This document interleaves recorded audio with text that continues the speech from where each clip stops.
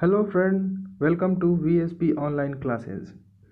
कहानियों के दौर में मैं रवि एक और कहानी के साथ फिर आया हूँ। आज मैं एक ऐसी कहानी सुनाने जा रहा हूँ जो इतिहास के पन्नों को आज भी झकझोर कर रख देती है।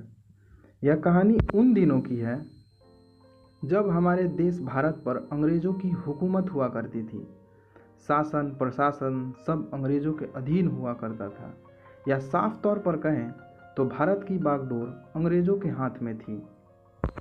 अंग्रेजी सरकार हम भारतीयों पर जुल्म करने के लिए और अपनी शासन बनाए रखने के लिए नए नए हथकंडे अपनाते और नए नए कानून लाते। इसी में से एक था रॉलेट एक्ट, जिसे हम भारतीयों द्वारा काला कानून भी कहा गया।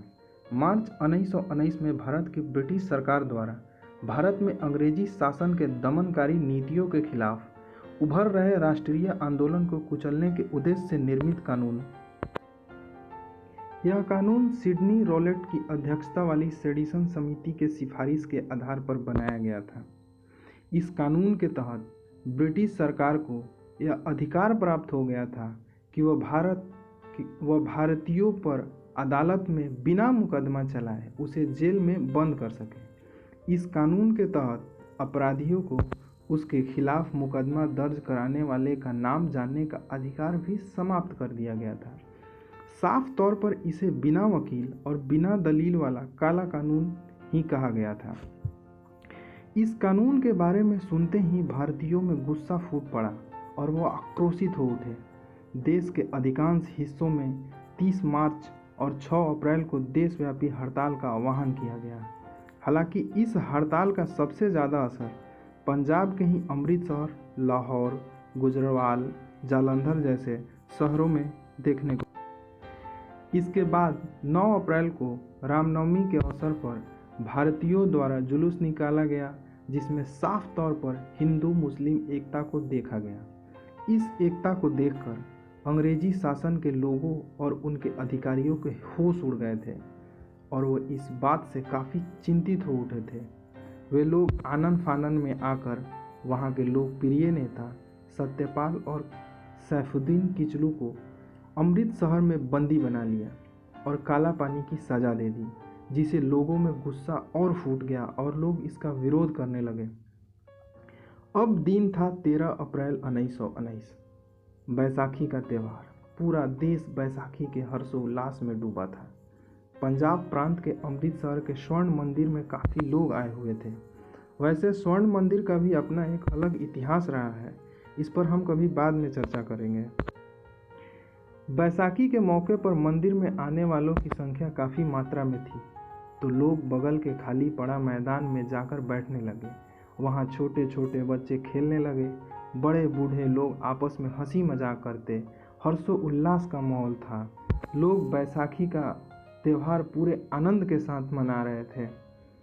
तो उस बाग में एक तरफ अपने नेता के गिरफ्तारी के विरोध में एक जनसमूह शांतिपूर्ण तरीके से प्रदर्शन कर रही थी। किसी भी विरोध को कुचलने के लिए हमेशा आतुर रहने वाला पंजाब के गवर्नर ओ डायर को इस बात का भनक लगती है कि काफ़ी लोग एक बाग में इकट्ठे हुए हैं। हिंदू मुस्लिम एकता से चिंतित डायर इसी मौके के तलाश में था।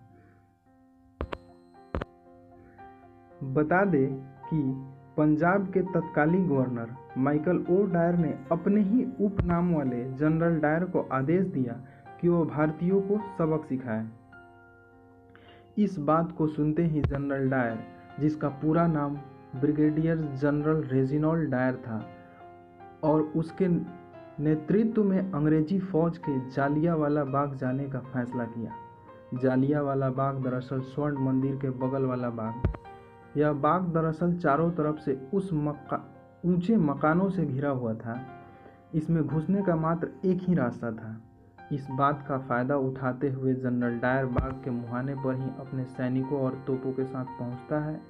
बाग में घुसने के रास्ता संकरा होने के कारण वो वहां अपने तोपों को नहीं ले जा पाता है और मुहाने पर ही खड़ा कर देता है। वो बाग में हथियारों से सुसज्जित अपने सैनिकों को लेकर निकलने के रास्ते के चारों तरफ से घेर लेता है और बिना किसी चेतावनी के निहत्थे लोगों पर अंधाधुंध गोलियां चलाने लगता है। बाग से बाहर निकलने का कोई दूसरा रास्ता न होने के कारण लोगों में अफरा तफरी मच जाता है। निहत्थे लोग इधर उधर भागने लगते हैं। लोग जान बचाने के लिए बाग के कुआं में कूद जाते हैं। बच्चे, बूढ़े, नौजवान, खून से लथपथ, चीखते पुकारते लोग।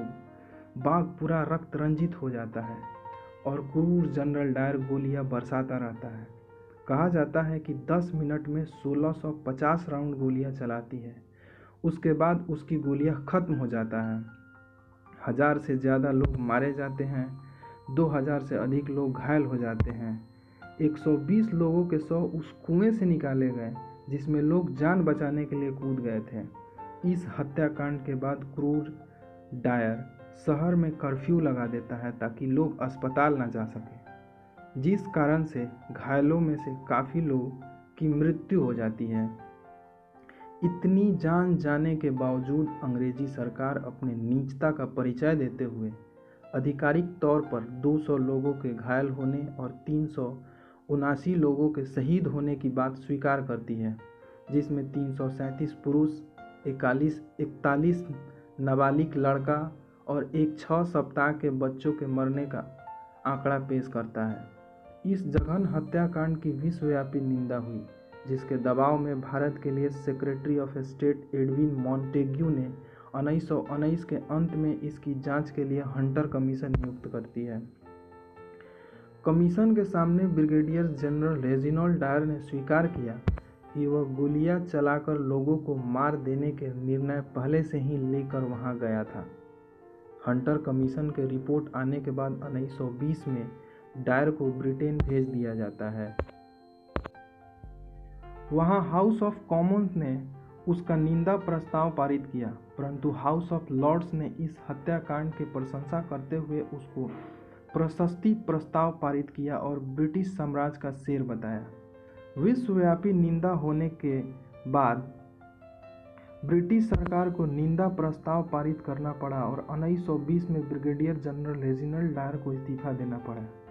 इस जघन्य हत्याकांड और रक्त रंजित दृश्य के प्रत्यक्षदर्शी उधम सिंह इस घटना के बाद तिलमिला उठे और जालियांवाला बाग के मिट्टी को हाथ में लेकर अपने निर्दोष और निहत्थे भाइयों के बदला लेने का संकल्प लेते हैं।